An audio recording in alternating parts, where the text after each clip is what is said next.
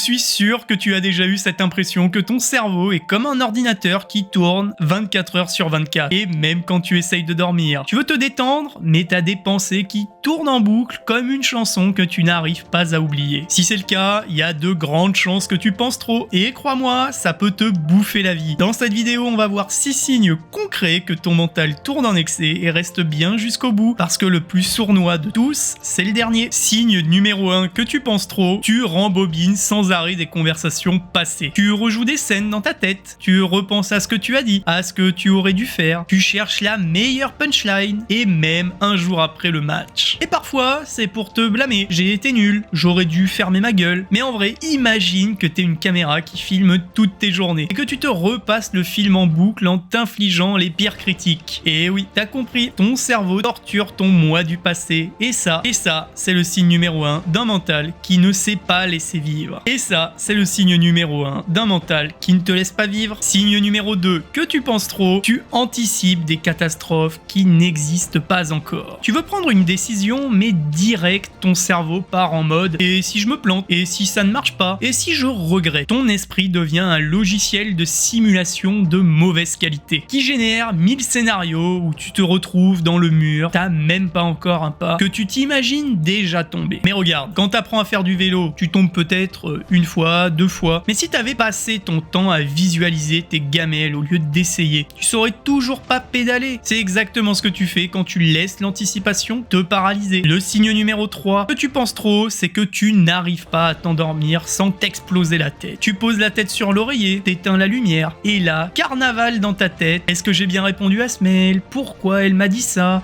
J'ai oublié ce petit truc. Ton cerveau devient un tableau Excel géant avec toutes tes peurs, tes regrets et tes to-do list. Tu voudrais dormir, mais t'as transformé ta chambre en salle de réunion.